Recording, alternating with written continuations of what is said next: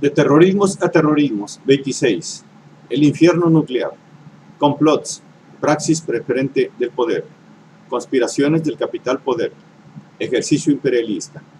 04. Bajo la égida del Dios mortal. Un atisbo a la configuración del Dios Estado. Parte 7. Esta es una obra del maestro Héctor Alejandro Mora Gallardo.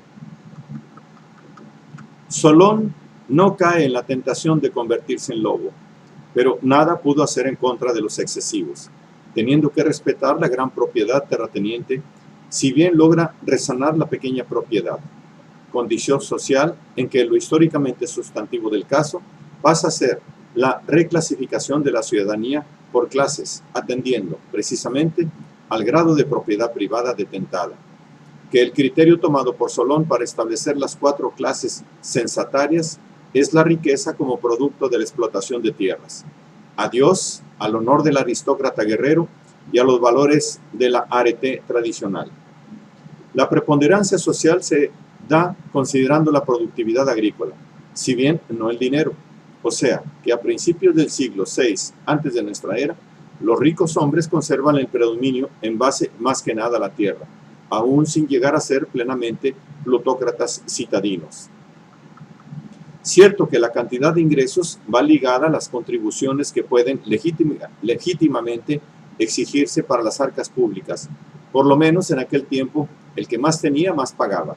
No como ahora, en que ya vivimos bajo la égida de la plutocracia, empleándose en equipar al ejército, patrocinar festividades y embellecer la urbe.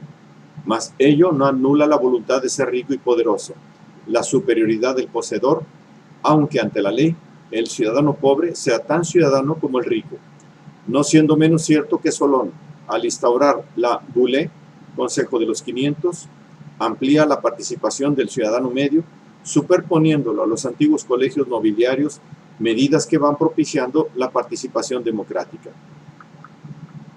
Lo que no anula que la importancia de la propiedad privada sea el criterio a ser tomado en cuenta, no significando una alteración radical con los criterios tradicionales de otorgar la primacía social a la nobleza de nacimiento, porque, en términos generales, esta aristocracia de sangre era la que conformaba la agrupación de los pentecosimedimos, los acaudalados, la primera clase, salvo, y esto a efectos de las promociones crematísticas que recién venían aconteciendo, las que promovieron la transformación de la aristocracia en oligarquía. La aristocracia venida menos ante el establecimiento de la economía urbana, nobleza que se ve desplazada por la alteración de la economía agraria, conmovida por las prácticas industriales mercantiles que para la contraparte posibilitan el ascenso de los nuevos ricos, quienes gracias a la crisis pudieron hacerse de tierras. Los plebeyos más ricos llegaron a ser elegibles para los cargos más altos y el areópago, rompiendo por tanto el monopolio de los eupátridas, pero sin apartarlos del poder y la influencia, puesto que no hay duda de que seguían siendo en su mayoría los más numerosos propietarios de tierras. La actitud crematista propia de los nuevos ricos por obtener de manera irrefrenable riquezas proyecta el dominio de un reducido grupo de potentados que, de no ser frenados, instaurarán un gobierno descaradamente plutocrático, lo que vendría a ser el tipo de régimen más desaforado, propio del dominio de mercaderes después capitalistas. Monarcas, aristócratas, demócratas e incluso tiranos, en las eras premodernas, frenaron el dominio de la plutocracia, al predominar el dominio económico de la nobleza agraria. Pero todo tipo de gobierno y de gobernantes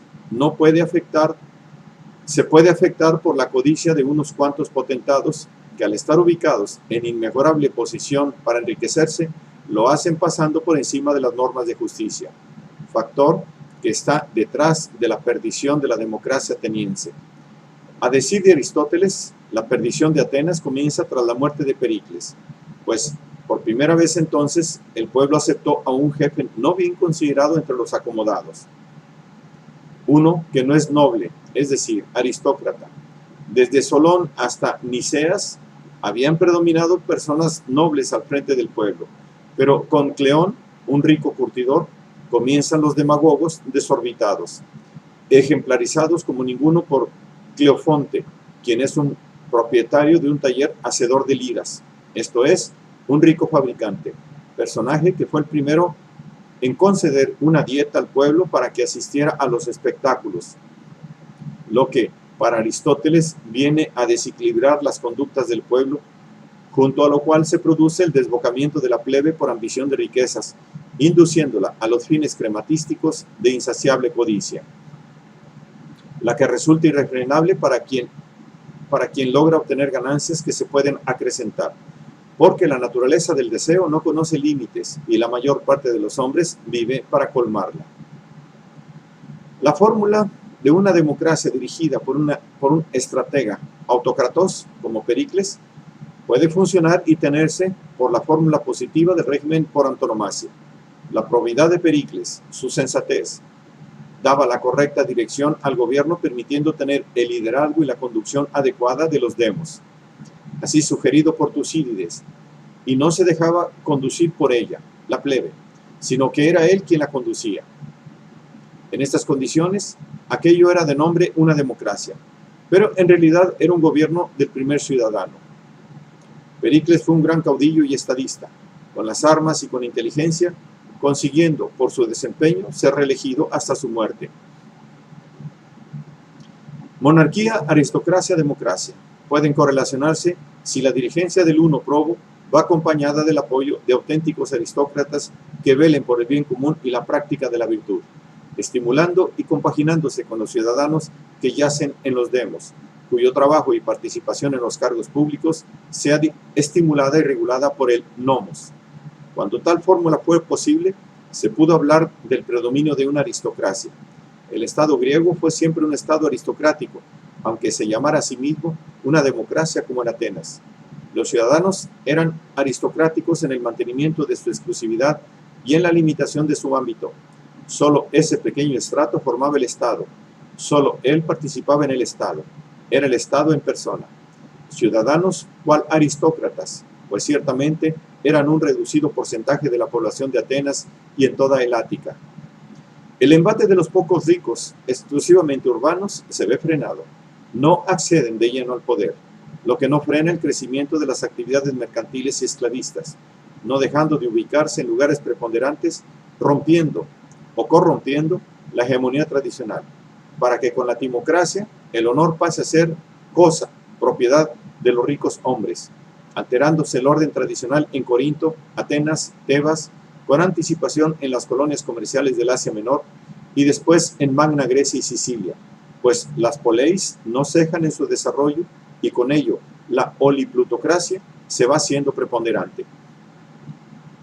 Cualesquiera que sea el tipo de régimen por venir, estos potentados de la propiedad no dejarán de ser poderosos e influyentes, en la medida en que, por supuesto, no pierdan su propiedad preferentemente agraria. Serán amos y señores en lo que resta de la era antigua, helenismo y Roma. Esa dualidad, oligarquía-democracia, riqueza-pobreza, eupátridas-tetes, en la procesal de Solón, a Clístenes, a Efialtes, Pericles, se prefigura y cristaliza en una democracia imperialista de gran dinámica, siendo capaz de instaurar el imperio helénico, que no es otro sino el de la polis, por antonomasia. Atenas, imperio demócrata. Las instituciones son de la democracia. El Estado es administrado en interés de la masa y cada uno actúa como le conviene dentro de los límites de la ley. Pero también no. Un régimen así permite a la vez audacia y la reflexión. Al dar a los ciudadanos una igualdad de derecho, incita a cada uno a mejorar su suerte y a desplegar su actividad para adquirir riqueza y fama, potenciando el imperialismo como modo óptimo para acrecentar las riquezas. Talasocracia. El imperio heleno ateniense es o no es dependiendo del éxito marítimo, y es el éxito marítimo el que le otorga la dinámica constructiva que contrasta con el tradicionalismo inmóvil de los espartanos.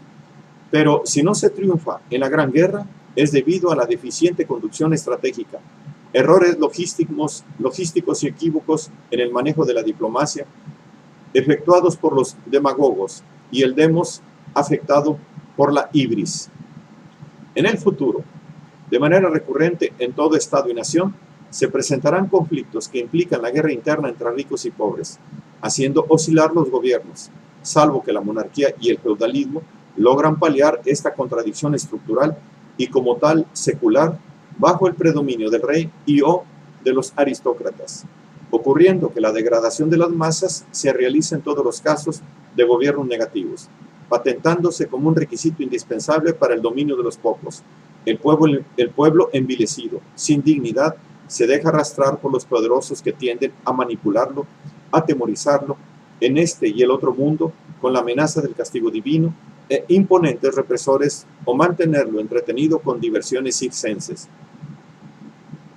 La timocracia habrá de reproducirse y estará subyaciendo todo orden estatal. El status quo en las supuestas repúblicas, tanto antiguas como modernas, pues en ellas los timócratas acaudalados son quienes rigen e implantan las reglas de la participación acotada para los plebeyos y proletarios. Las primeras constituciones democráticas modernas son fiel reflejo de ello, con su permisibilidad de ocupar puestos públicos e incluso de votar, restringida a propietarios que tengan un considerable rango de posesiones y sepan leer y escribir, y por dinero tengan a su servicio un ejército de incondicionales. La historia acontecida en Atenas, con la derrota del imperio, la instauración de un régimen de terror y el retorno a una democracia que se va a ir debilitando, está en el trasfondo del paradigma político que reflejan los intelectuales. De cierto que cuando la guerra del Peloponeso inició, un partido oligárquico se dedicó a minar el mandato de Pericles, así como el bando demagógico acaudillado por Cleón ambicionó la conducción de Atenas. Aún así, Pericles es reconocido como el gran estadista y caudillo capaz de seguir liderando en horas tan difíciles. Su muerte súbita dejó a la ciudad-estado imperio bajo el dominio de oligarcas y demagogos. Cleón, Alcibíades, condujeron al imperio a la debacle, al unísono de que las disputas internas debilitaron el régimen. Tras la caída del imperio, Terámenes y Critias propiciaron la tiranía de los 30. Los espartanos pasan a imponer una égida oligárquica, mientras los atenienses intentan recuperarse restaurando la democracia. Pero el momentum, la edad de oro, ha pasado para ellos. De ahí el que, en seguimiento histórico de las sucesiones políticas, Aristóteles considere dos formas preponderantes de gobierno: oligarquía y democracia, de cuya combinación surge la politía. Pero si ha de sostener el carácter positivo de la politeia, esta debe combinar los atributos de la democracia con los de la aristocracia y no con los de la oligarquía, tal y como lo expone en el libro 4 de la Política, porque la educación y la nobleza acompañan preferentemente a los más ricos. Además, los ricos parecen tener aquellos bienes por los que los delincuentes cometen injusticias. Por eso se llama a los ricos Por eso se llama a los ricos hombres de bien y distinguidos. Y como la aristocracia tiende a atribuir la supremacía a los mejores ciudadanos, también se dice que las oligarquías están formadas principalmente por hombres de bien. Pero he aquí que Aristóteles acepta el criterio de la riqueza como componente de la aristocracia, enervando el designio originario, propio del principio valor no pecuniario. Aunque de cierto que una auténtica aristocracia es una oligarquía, en el sentido en que es un gobierno de los pocos, pero esos pocos distinguidos, que como tales son nobles y educados, y ahora resulta que son preferentemente ricos. Con lo cual Aristóteles estaría aceptando una aristocracia corrompida que realmente es ya una plutocracia, porque de hecho así sucedía en la Atenas en la que existía, y en lo sucesivo, rebasando las épocas precapitalistas, así lo seguirá siendo, pues el honor se confiere al rico, cuyo poder dominio lo ubica como oligarca, y como tal, de manera más precisa, se trata de un plutócrata, plutocracias que gobiernan directa o de manera indirecta. En sus afanes clasificatorios, al referirse en el libro 4 a las diferentes variedades de regímenes, advierte Aristóteles una distinción entre notables, nobles de alcurnia y ricos, pasando entonces a considerar las dos formas de gobierno fundamentales, la oligarquía y la democracia, siendo el caso de que piensa que el momento preponderante es el mayoritario, incluso en las oligarquías. Así como el hipotético caso en que fueran más los ciudadanos ricos que los pobres, algo acaso posible solo en una sociedad basada en la mano de obra esclava, eso no sería sino otra oligarquía. Y en otro supuesto, si los pocos hombres llegasen a gobernar, no sería aquello una oligarquía, sino más bien una anomalía. Existe democracia cuando los libres, así sean pobres, ejercen la soberanía. Acorde con lo cual, en el mundo capitalista no puede haber democracia. La democracia por antonomasia es aquella en la que los ricos y pobres son iguales, así como libres, participando con las mismas facultades y poder en el gobierno. Y como el pueblo es mayoría y la decisión de la mayoría es soberana, este régimen es necesariamente una democracia. Sí, esa es una auténtica democracia, puesto que una segunda forma de democracia considerada por el Stagirita en realidad no lo es, al estar contaminada por la timocracia, pasando como tal a ser una oliplutocracia. La cuarta forma considerada se complementa con la primera. Los ciudadanos participan del gobierno, pero la ley es la que rige, mientras que su tercera consideración es una democracia restringida, y la quinta sería la politeia degradada a demagogia, el pueblo pervertido por demagogos. Pues en las ciudades que se gobiernan democráticamente no hay demagogos, sino que los ciudadanos mejores ocupan los puestos de preeminencia. Pero donde las leyes no son soberanas, ahí surgen los demagogos. La oligarquía preferentemente se da cuando el gobierno lo ejercen los ricos, pasando a ser propiamente la plutocracia. Por lo tanto, una auténtica politeia será aquella en la que se combine el gobierno de los ciudadanos libres con la dirigencia de una auténtica aristocracia en seguimiento del nomos preestablecido por los patriarcas. El abolengo de los padres fundadores, la virtud ejemplo legada. Lo fundamental del buen gobierno radicaría en que éste sea detentado por notables en quienes predomine la práctica de la virtud y no la lisonja de la riqueza.